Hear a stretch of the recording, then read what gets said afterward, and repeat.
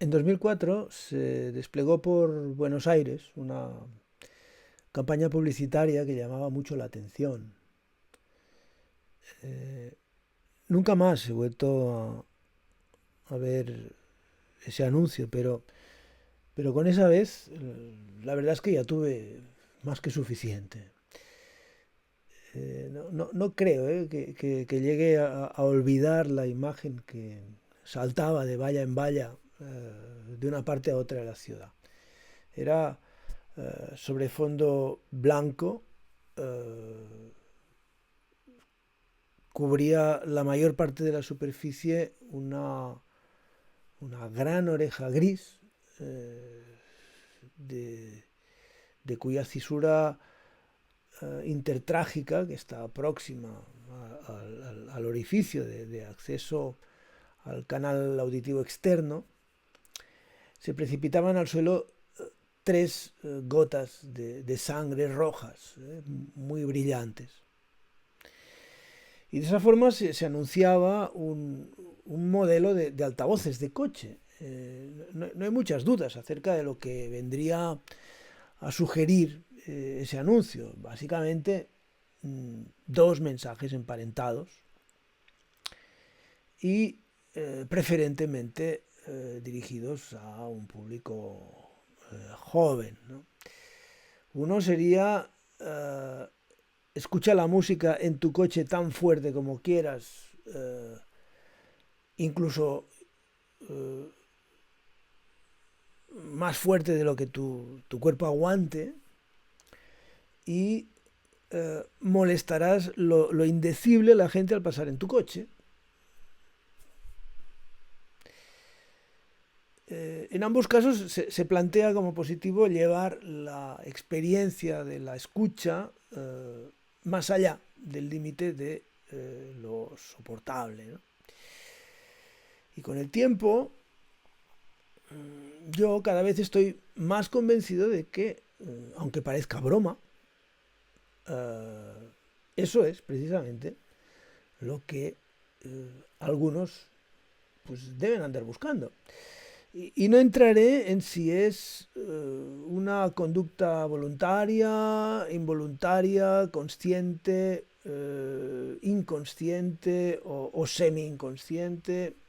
No lo sé, pero solo diré que, eh, como acostumbro a decir muchas veces, que si algo es posible, entonces pues va y ocurre en cualquier momento, ¿no?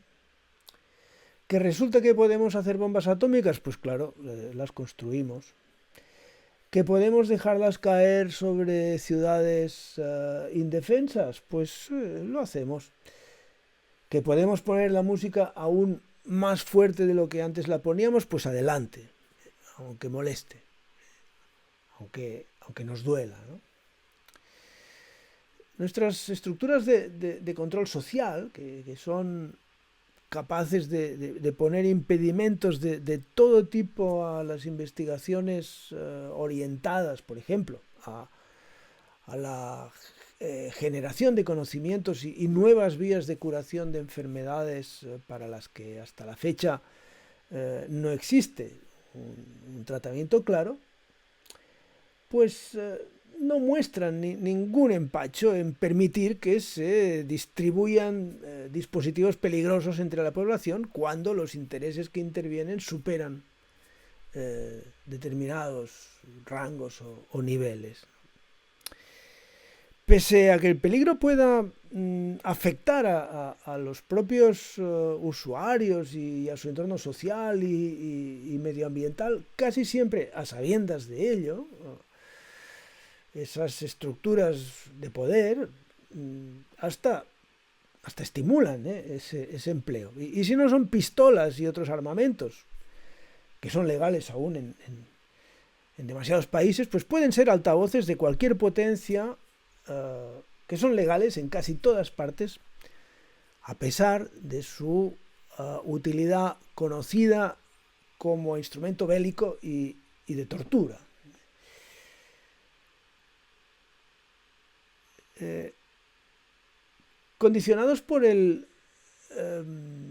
realismo de algunas películas donde la gente muere por la agresión directa de la bala o del cuchillo, ¿no? que desgarra sus entrañas, pues, pues no reparamos en que las bombas matan más por la onda expansiva que por la metralla, ¿no?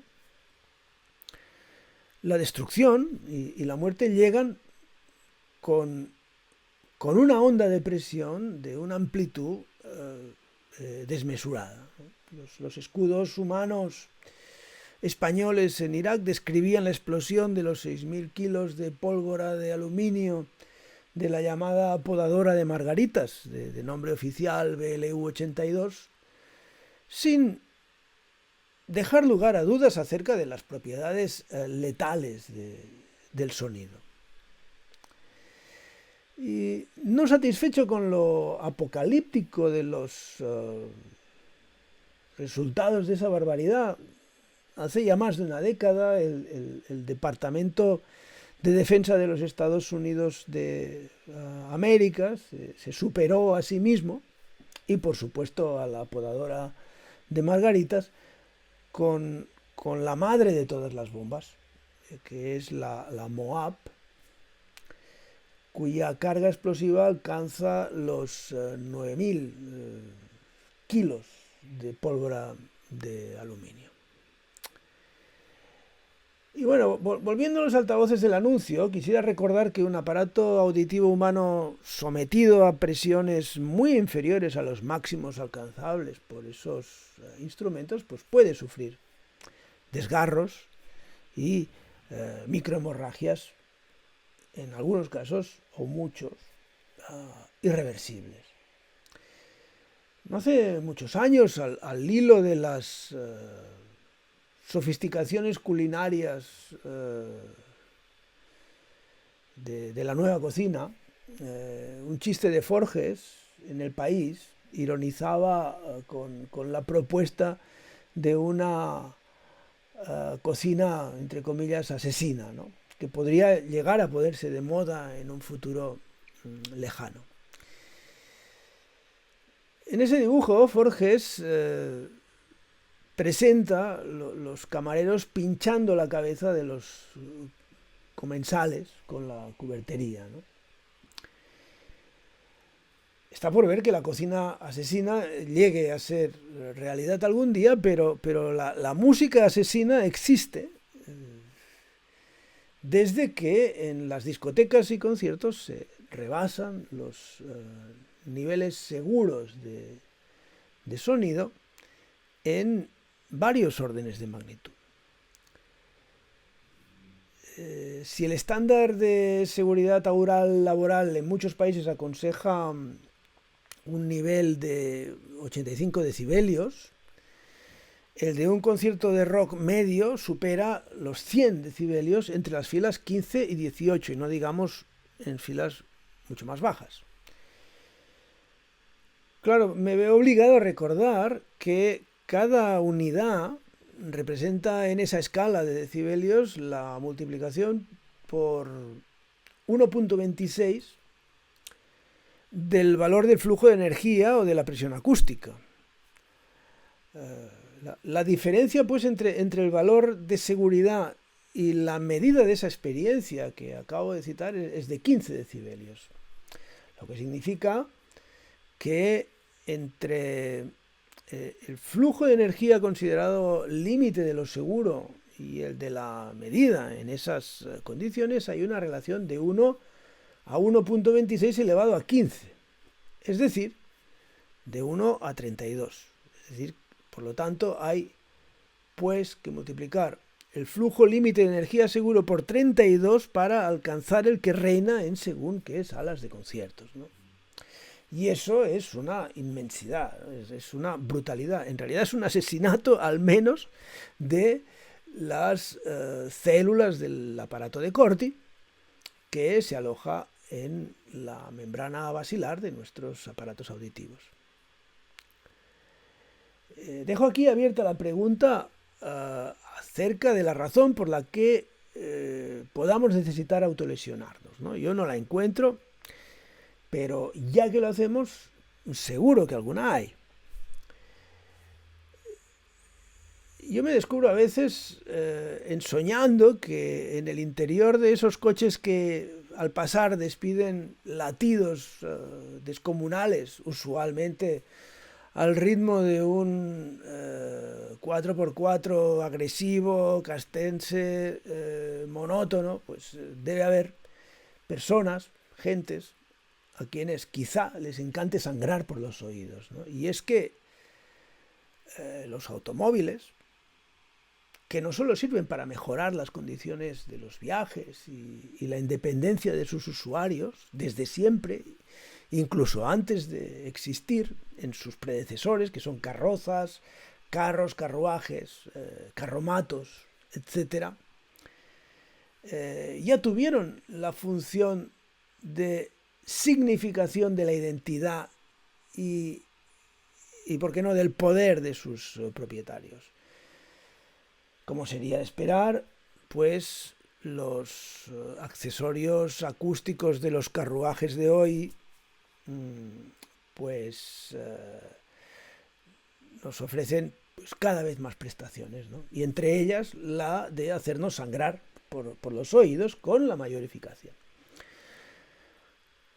La escucha de la música en esas condiciones de violencia no solo tiene lugar por el puro placer de hacerlo, que no niego, aunque ya digo aquí que tampoco deseo ni aconsejo experimentar.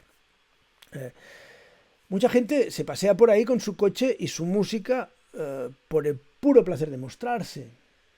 Demostrar su poder, pues quizá es una suposición plausible.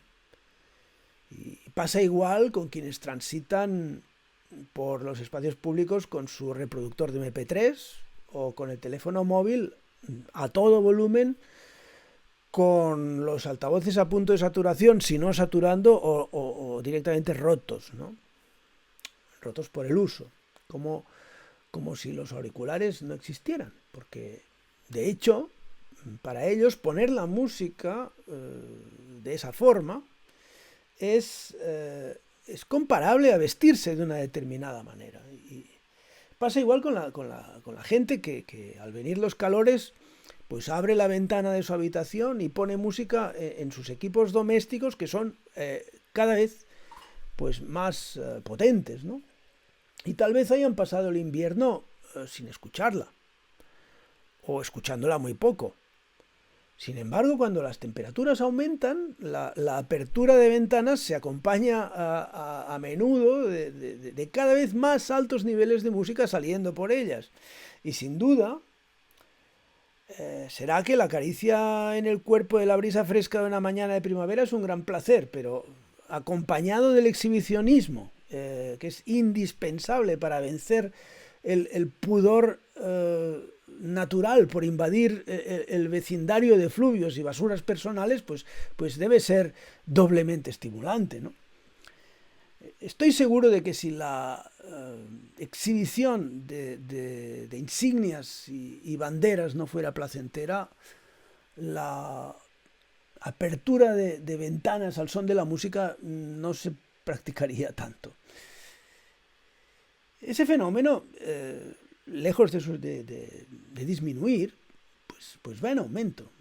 Va en aumento a la par de casi todo un contexto inmediato, que está formado por la potencia de los equipos de música domésticos, por el ensanchamiento del espectro también de esos dispositivos, tiempo medio de escucha de música, niveles medios y máximos de sonoridad en las aglomeraciones urbanas, franjas de horario de explotación de negocios ruidosos, así como también umbral medio de audición en las sociedades industrializadas y otros indicadores, como por ejemplo los niveles de consumo de música, que crecen a pesar de las lágrimas de cocodrilo de los editores cuando se quejan de la piratería. Claro, no creo yo que existan datos que establezcan directamente vínculos equivalencia, pero el comportamiento de esas variables que caracterizan los usos sociales del sonido parece comparable al de otras variables que nos alertan de cuestiones fundamentales para el equilibrio social, incluso para nuestra supervivencia en la Tierra, como por ejemplo, y sin ir demasiado lejos, el incremento acelerado de la temperatura media del planeta. Como a juzgar por la escasez de resultados obtenidos en la lucha contra esta evidencia, está claro que esta cuestión acuciante no preocupa suficientemente a una masa crítica de dirigentes políticos. Así que parece normal que su interés por otros temas no tan llamativos, entre ellos la calidad acústica del entorno, pues sea casi nulo. Las tímidas campañas que de vez en cuando se plantean con una dedicación de recursos a todas luces escasa hacen pensar que están solo orientadas a lavar la cara de las administraciones ante el público sensible que los responsables políticos deben evaluar pues tan escaso como los medios que emplean. Y al parecer esta es, desde el punto de vista político, una problemática considerada menor. Y sin embargo, aunque los dirigentes casi no la tengan en cuenta, yo diría que tanto su evolución como la forma pusilánime de tratarla parecen sintomáticas de un mundo desbocado y preso de un proceso de realimentación positiva que no es capaz de desactivar. Las brechas social y económica pues aumentan, ¿no? O sea, nos cuentan que la cantidad de gente que se halla por debajo del umbral de pobreza disminuye, pero no nos dicen nada o muy poco acerca de quienes justo rebasan ese límite. Y resulta que hay quien sostiene que son la mitad de la población mundial y que van en aumento. Y con los niveles de violencia pues pasa igual, como con los de metano y dióxido de carbono, como con el nivel del mar, como con la carrera esa perversa a la que se entregan demasiados medios de comunicación y que conciben y estimulan la realización de emisiones donde gana el que más tonterías dice, el que propone la actividad más violenta o más denigrante, quien se hace más rico o más famoso, o quien está más tiempo sin pegar golpe, ¿no? Si alguien nos viera de lejos, pues podría pensar que estamos pues convencidos de que no tenemos límites, ¿no? O sea, tenemos prisa por ir a cada vez más. Los medios van repletos de publicidades, que de una vez y de la otra siempre están de forma manifiesta y subrepticia repitiéndonos ese mensaje, más. Y luego resulta que cuando las bolsas bajan, pues parece que pues que se termina el mundo.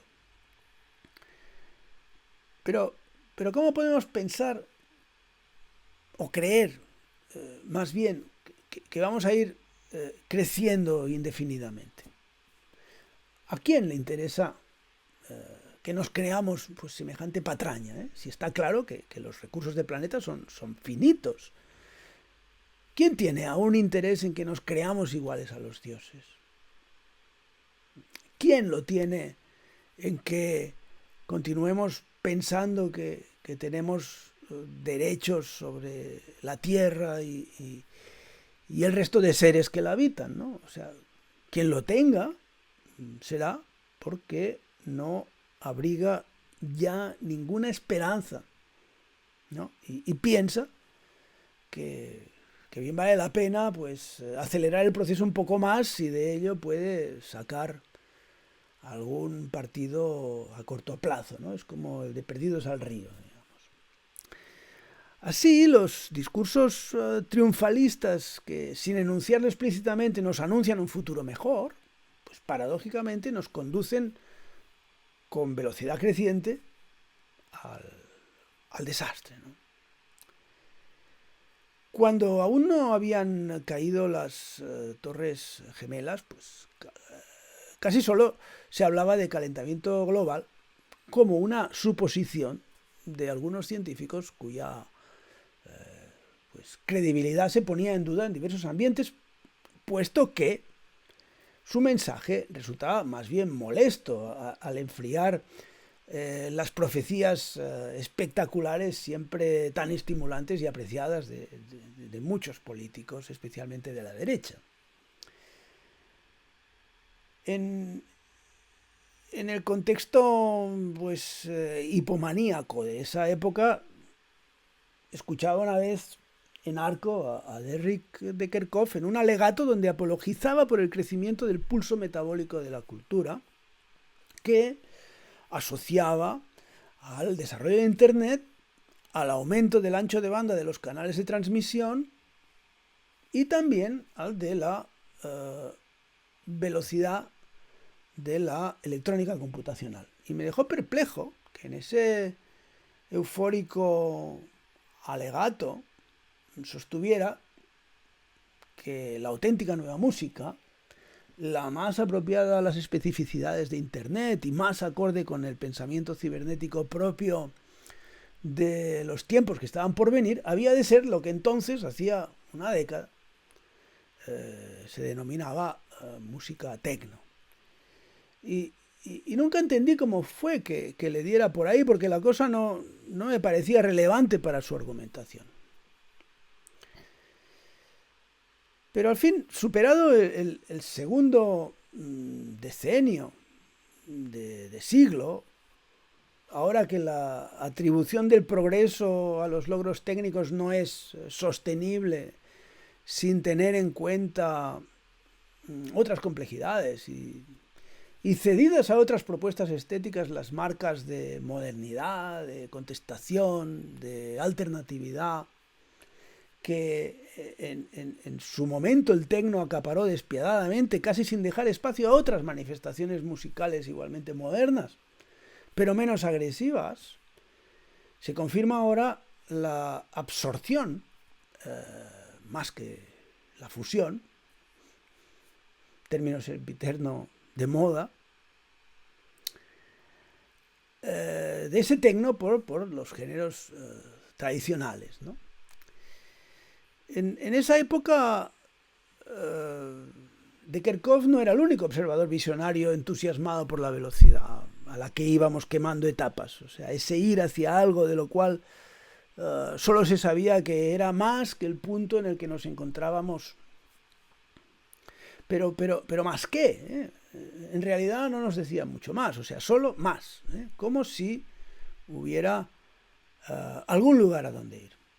Como si hubiera algo que fuera superior a otra cosa.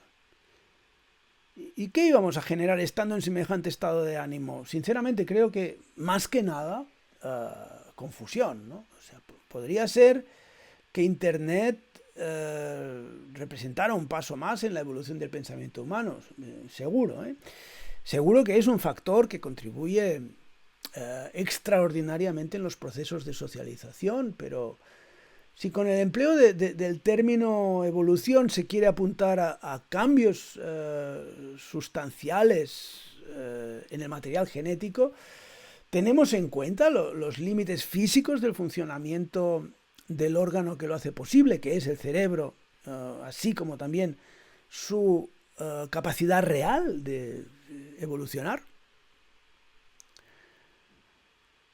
Durante un paseo por la Vila da Gracia en el verano de 2009 y con la inteligencia artificial como tema general de conversación, Lali Barrier me hizo ver que la inteligencia podría caracterizarse por la capacidad de generar productos de desecho.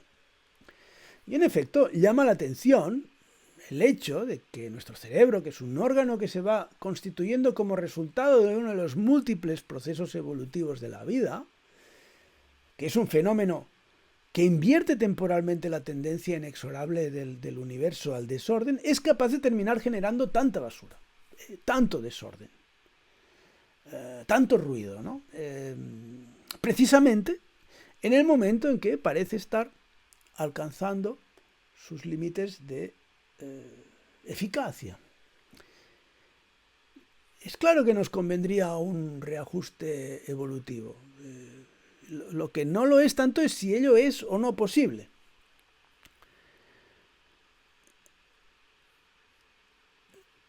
Los sonidos, igual que los colores y los contornos de las cosas, son percibidos como formas. Todas las estructuras generadoras de formas en la naturaleza están de manera directa o indirecta condicionadas por mecanismos evolutivos, así que suscitan percepciones cambiantes, ¿no?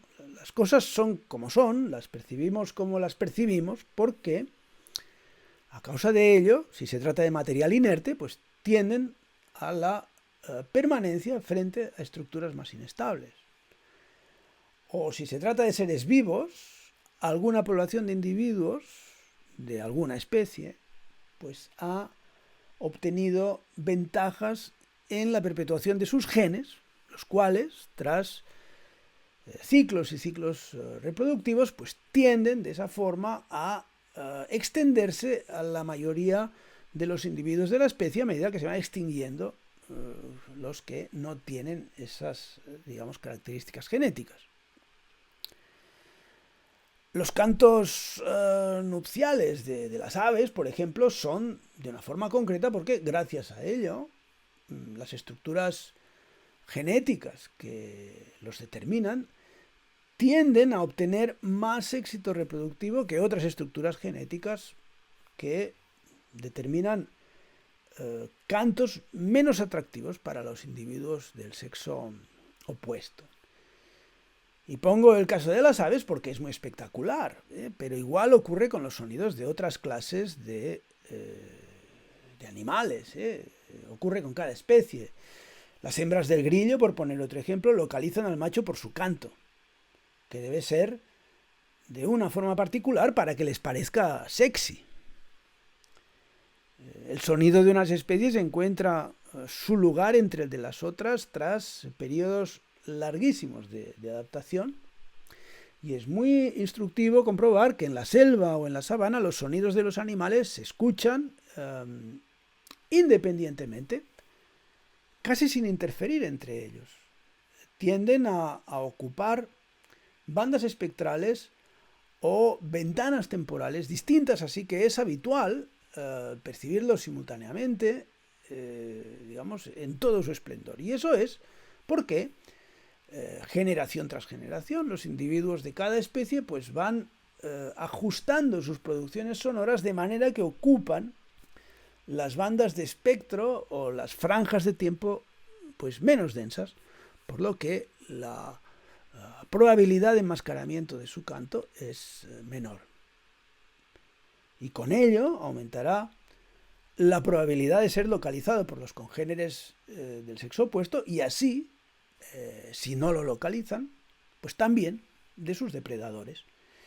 Y por tanto mayor será también la probabilidad de aparearse y como consecuencia aún pues de perpetuar su material genético en la reproducción. El paisaje sonoro pues está sujeto a procesos evolutivos y me gustaría señalar que una vez estabilizados los cambios debidos a tales procesos pues tienden a ser irreversibles.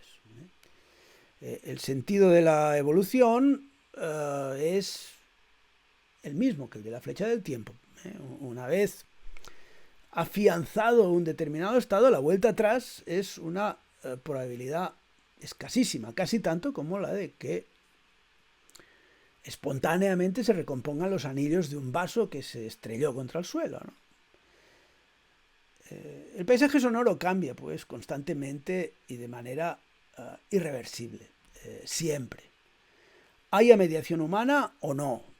Esté compuesto de sonidos de procedencia humana o no. Probablemente, sin embargo, el proceso sea mucho más rápido cuando los humanos entramos en juego, y eso sí es algo sobre lo que me gustaría llamar la atención.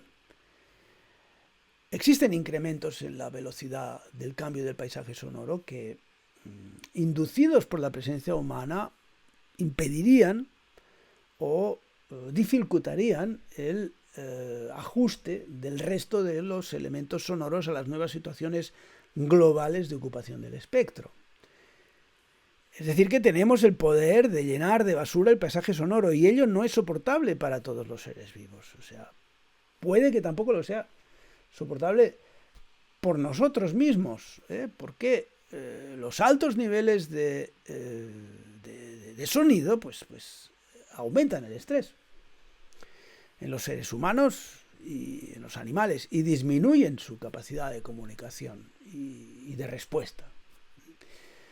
En algunas ciudades parece comprobado que hay aves que transponen hacia arriba la frecuencia de sus cantos, y posiblemente como resultado de una adaptación a zonas de espectro donde no hay tanto enmascaramiento, de manera que podrían escucharse con mayor facilidad y a la larga, digamos, generar genomas que potenciaran esa capacidad. Otras especies que no tienen tanta capacidad de adaptación, pues quizá hayan abandonado las aglomeraciones urbanas a la búsqueda de otros hábitats acústicamente menos confusos, menos atascados. Y claro, quisiera decir también que no todas las agresiones al paisaje sonoro se producen por gusto. Lo corriente es que se den solo como consecuencia de actividades de quienes tienen poder para ello, juzgan necesarias para, en fin, las comunidades humanas, y que como efecto colateral producen un alto contenido de basura en forma de señales sonoras. A veces han ocurrido acompañadas de la inconsciencia, otras, las más, la inconsciencia y la falta de información de los más directamente afectados ha sido conscientemente explotada para extraer beneficios económicos a costa de la degradación del paisaje sonoro. Tratamos la naturaleza como si estuviésemos pues al margen de ella, pero el lugar de la especie humana en la naturaleza es totalmente equiparable al de otras especies. Ni está por encima, ni por debajo, ni al lado de la naturaleza. La humanidad está en la naturaleza y forma parte de ella. Como las demás especies, contribuye con los productos de su actividad a la conformación del medio que las contiene a todas esas especies. La oposición entre artificialidad como propiedad eminentemente humana no determina biológicamente y la naturalidad como característica tanto humana como del resto de la naturaleza, pues la verdad, esa oposición no me parece demasiado convincente. Y en principio, porque siento dudoso que las culturas humanas no tengan determinantes biológicos. O sea, si uno ahonda un poco en las razones de las costumbres, pues haya vínculos fuertes entre estas y las respuestas de las comunidades humanas a las presiones del entorno. Es factible considerar las ciudades pues, como construcciones tradicionalmente calificadas de artificiales, pues como interfaces de la humanidad con el mundo. Son como son para dar respuesta a las presiones del ambiente de la misma forma que lo son los nidos o las madrigueras. Los techos de las casas están para protegernos de la lluvia, del calor, del frío. Los acondicionadores de aire pues, están para contribuir en el mantenimiento de la temperatura entre unos determinados límites, ¿no? Igualmente, el alcantarillado pues, está para canalizar las aguas y así poder desplazarnos sin demasiado problema por las aceras. Si el mobiliario es diseñado de acuerdo a nuestras especificidades biofísicas, los menús pues, se diseñan teniendo en cuenta tanto nuestras necesidades de aporte energético como las particularidades placenteras del sentido del gusto. Los deportes llevan al extremo habilidades enteramente dependientes de nuestras condiciones biológicas. Debemos protegernos de las lluvias y de la temperatura porque dependemos de nuestra condición biológica. Necesitamos los mercados para acceder a los nutrientes que asegurarán el equilibrio termodinámico de nuestras estructuras bioquímicas. Y encontraríamos infinidad de elementos similares. Y se me puede objetar que hay una gran diversidad de culturas, de respuestas distintas, pues, a las presiones del ambiente sobre los humanos y que no se entiende cómo hay tantas. Pero cada especie constituye en sí un conjunto de respuestas distintas a esa clase de presiones. Y se trata del ya clásico azar filtrado por las condiciones ambientales de cada lugar. Como cuenta Jacques Monod, que diría Demócrito, las cosas ocurren pues, por azar y por necesidad.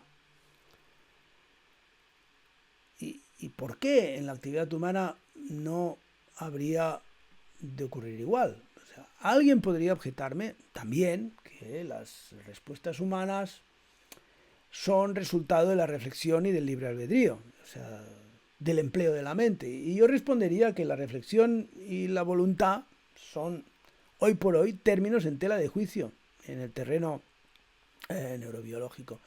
Resulta que la experimentación neuropsicológica no ha conseguido demostrar que movamos un dedo porque queremos moverlo. Podría ser justo lo contrario, tener la sensación de quererlo mover porque lo movemos. Y es que la inteligencia parece haberse desarrollado para responder apropiadamente a las presiones ambientales, no para querer o no querer dar o tal cual respuesta. Así que no podemos considerar las producciones humanas al margen de la naturaleza porque son naturaleza. Y tampoco decir con total convicción que la humanidad sea especialmente perniciosa para la vida. Hace tiempo que se habla de la séptima extinción, la de la llamada megafauna, la que habría dado comienzo en el Holoceno hace 10.000 años, y con gran probabilidad a causa de actividades humanas. No sé, quizá responda a un sentimiento poco fundamentado, pero me gustaría romper una lanza en favor de las culturas que viven en armonía con otras especies. Desde luego que cabe preguntarse si esa armonía es real, sea como sea, yo convendría en que, a pesar del poder de destrucción que adquirimos a medida que superamos nuestras habilidades técnicas, hay usos culturales pues más perniciosos para la vida que otros. Y dicho sea de paso, no es necesaria la procedencia humana de un agente para que tenga poder de causar daño irreparable en la naturaleza.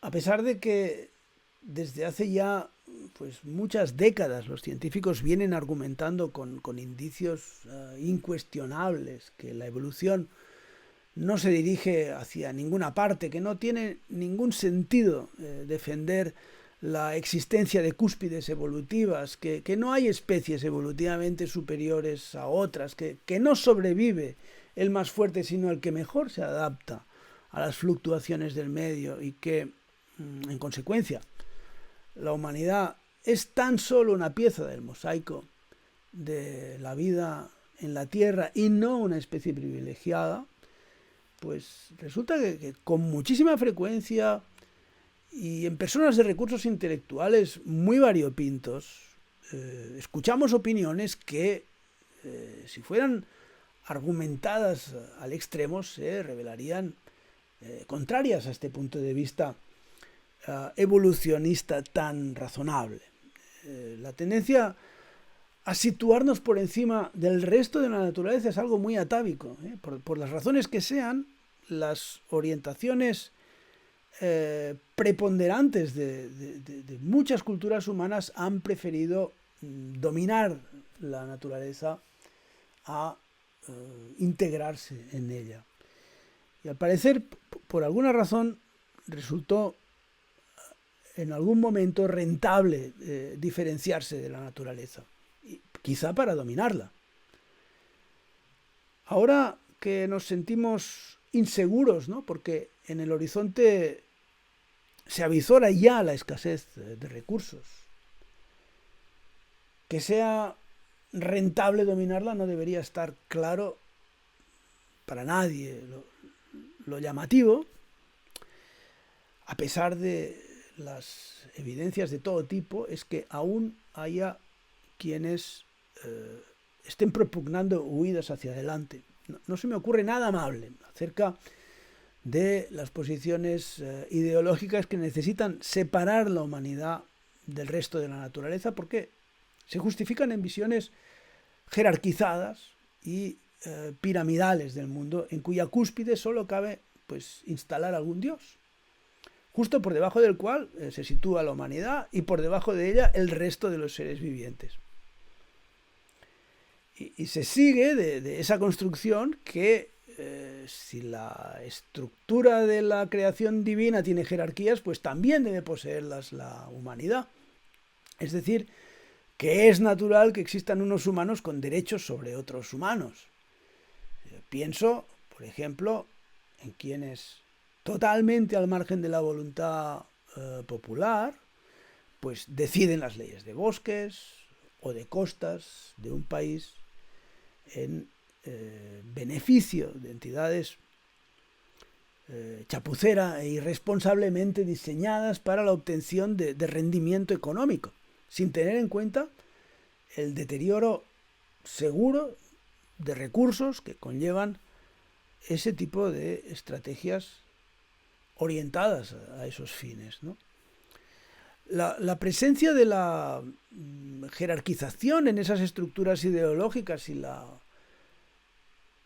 consecuente existencia de castas con derechos sobre otras castas y sobre el mundo es la fuente, yo creo, de todos los desmanes a los que desgraciadamente estamos tan acostumbrados ya que casi ni reaccionamos. La música, para los humanos, parte importante del paisaje sonoro, es un espejo de todo ello en muchos sentidos. Por ejemplo, muchos escenarios que se instalan al aire libre para las celebraciones populares, pues tienen aspecto de mezquita o de ábside de una iglesia cristiana. Templo, en cualquier caso, ni una ni otra imagen me tranquiliza. Y el caso es que no puedo compartir mi desasosiego con todo el mundo, porque la idea de que la música emite mensajes cargados de ideología no necesariamente concordante con la de los textos y contextos que se le asocian, pues no es moneda de cambio, más bien predomina la tendencia a ser tratada al mismo nivel que las sales de baño. Es un edulcorante más de la vida, es un masaje, la música. Y tal parece ser su función para la mayoría. Sin embargo, a mí me parece que el trasfondo ideológico transpira de cualquier aspecto puramente musical que se quiera tener en cuenta. A menudo hallo especial coherencia en las formas de presentación pública de la música y el sustrato ideológico de quienes la producen o la proponen en el seno de los diversos grupos sociales a su alcance. Debería llamar la atención que un escenario musical callejero tenga tanta similitud con la cabecera de las iglesias, que es la zona donde se sitúa el altar, con su retablo al fondo y a los lados, y toda esa imaginería moderna cargada de focos y proyecciones audiovisuales. Es notable que en la mente de tanta gente, de tantos grupos sociales y culturales tan distintos, la música comparta tanto con la religión. Y contrasta profundamente el hecho de que mientras la procedencia del sonido en la mayoría de paisajes sonoros se reparta de forma tan distribuida y en los conciertos sea totalmente direccional. La multifocalidad, que es un índice del grado de equivalencia entre los sonidos de un paisaje sonoro, se opone a la direccionalidad especialmente acusada de los conciertos, que es un aspecto que denota la procedencia de la jerarquía en la dirección del flujo de sonido, lo que vale más que todo lo demás. La momentánea desaparición de los DJs, de las posiciones centrales de los escenarios en los años 90 fue esperanzadora para mí, porque parecía poner en cuestión esa organización ancestral y proponía algo genuinamente horizontal y democrático. Y lástima que la cosa, en fin, no duró mucho. Poco a poco los DJs ocuparon nuevamente los lugares reservados a los oficiantes musicales de antaño. Su público apenas reparó en ello, quizá hasta echar en falta la presencia de figuras predominantes. ¿Cómo fue que al principio los DJs se situaron en las esquinas de las escenas? ¿A qué se debió? ¿Y cómo fue que dejaron de hacerlo? Yo diría que no querían asumir el papel tradicional de los músicos, pero que la marea ideológica fue poniéndolos sin demasiado trabajo en el lugar donde los necesitaba. Digamos, hay en algunos contextos y para algunas estructuras de poder la necesidad de figuras, llamémosle, entre comillas, chamánicas, ¿no? Ante nosotros se levantan escollos cada vez más definidos y de una muy complicada superación. Estamos a las puertas de lo que muchos califican de cuello de botella, ¿no? Las reservas de petróleo se acercan a toda velocidad al punto en que su explotación pues deja de ser rentable y las energías renovables continúan siendo incapaces de suministrar toda la energía que requerimos para continuar al mismo ritmo que en la actualidad. El cambio climático y el calentamiento global asociado, cuya probabilidad de ser antropogénico es de un 90%, están ya, digamos, en una situación crítica. La temperatura media global supera 0,8 grados centígrados la media de la era preindustrial, si no lo superan más ya. Y todas las simulaciones prevén ascensos acelerados que rápidamente superan los 2 grados centígrados. O sea, si la temperatura global media de la Tierra llegara a superar los 4 grados centígrados, la vida humana ya no sería posible en ella. Y esos son datos al alcance de todos y ampliamente cotejados. A pesar de la evidencia, seguimos confiando en que sabremos reaccionar en el último momento y no contamos con que seguramente no será fácil evaluar si hemos alcanzado o no el punto de retorno. ¿Dónde está ese último momento? Si, como sugiere Jacques Attali, la música es a la vez espejo y profecía del mundo, mientras su evolución continúe tan marcada por esa tendencia al crecimiento exponencial y divergente, que por cambios cualitativos y autorregulados parece que no tendremos ningún indicio de que la tendencia global al desastre que ahora nos amenaza vaya a diluirse. Continuamos anteponiendo los dictados del placer a los de la realidad. Continuamos aferrándonos a la vieja idea semítico-cristiana de que el mundo está para servirnos. Y no sin sarcasmo diríase que los dogmas del Génesis nos llevan directamente a un apocalipsis que podría no ser tan espectacular ni tan épico como el de San Juan, pero al fin y al cabo apocalipsis. La ruptura con el curso actual de las cosas es inevitable. O bien conseguimos dominar nuestros requerimientos energéticos y así modular el ascenso de las temperaturas, o bien terminamos desapareciendo. Pese a poseer esa habilidad ética que Francisco Varela también describió como hecho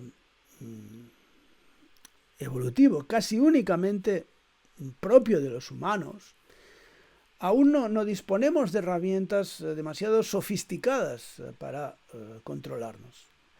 Según Varela, esa característica sobresaliente de nuestra especie procede en gran medida de otra contingencia cognitiva de más bajo nivel, algo más próxima a la maquinaria neuronal, consistente en la facultad de percibirnos a nosotros mismos percibiendo y actuando. En general, cuando pensamos en nosotros, no solo nos referimos a nuestro cerebro, a pesar de que es precisamente ese órgano el que lleva a cabo la actividad de pensar. Nuestros miembros y nuestros órganos pues forman parte de la entidad a la que apuntamos en esa autorreferencia, y el cerebro sabe que necesita de todo ello para mantenerse vivo, al menos en las mejores condiciones.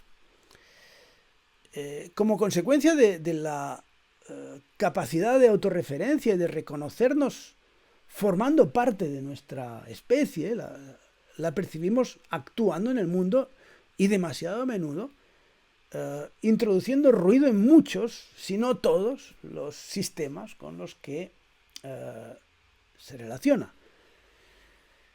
Esta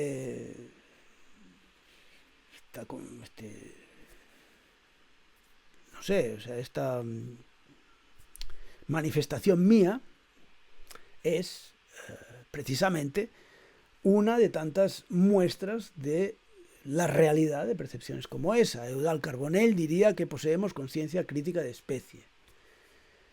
Nuestro órgano de pensamiento es capaz de pensarse a sí mismo como parte de una maquinaria que necesita de unos cuidados sin los cuales podría peligrar su propia identidad. Entre esas necesidades, pues, consta el intercambio social y la socialización de nuevos bienes patrimoniales, imposibles sin la existencia de la especie, y que, a su vez, necesita de un contexto sano para continuar viva. Al cerebro le conviene, pues, considerar al mundo como su extensión, y cuidarlo como si del cuerpo que lo aloja se tratara, y lo sabe. Es decir, lo sabemos.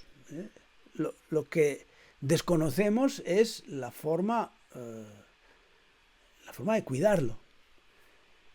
Necesitamos aprender a identificar y rechazar los mensajes orientados a la satisfacción de necesidades individuales, por más que alimenten la inmediatez afectiva, que por su, digamos, aleatoriedad intrínseca está en la base de la falta de definición en las estrategias globales que deberíamos adoptar.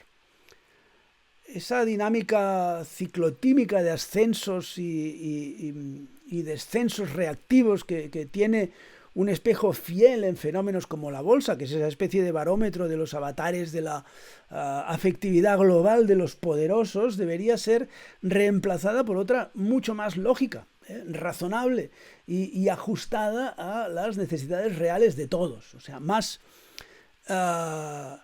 consciente de nuestras relaciones con todos los demás, o sea, que de una forma u otra no deja de ser nosotros mismos. El mundo necesita atenciones y nosotros necesitamos estar atentos al mundo, escucharlo, pues. Lo percibimos conscientemente porque nos vemos, pero lo saboreamos y lo sentimos poco. O sea, aún menos lo escuchamos, ¿no? Porque la percepción del sonido guarda una relación especial con lo inconsciente. Nuestra conciencia es bastante sorda. No puede escuchar sin el beneplácito del mundo inconsciente, que a menudo se emplea a fondo para impedir que nos escuchemos.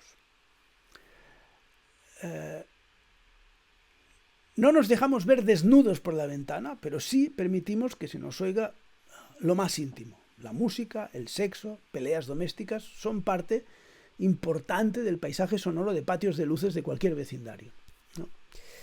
Si, como parece, el incremento del desarrollo y la intercomunicación de nuestras conciencias es vital, ese cambio global debe operarse en el interior de cada una de esas conciencias. Es un cambio individual, pues, y además debe afectar por igual a todos los dominios perceptivos. Esta es una idea que debe inspirar nuestra aportación al mundo como oyentes especializados. Debemos enseñar a escuchar cómo estamos modificando el paisaje sonoro y si muchos o algunos de esos cambios son susceptibles de ser considerados consecuencia o síntoma de los cambios ambientales con los que a todas luces estamos profundamente relacionados.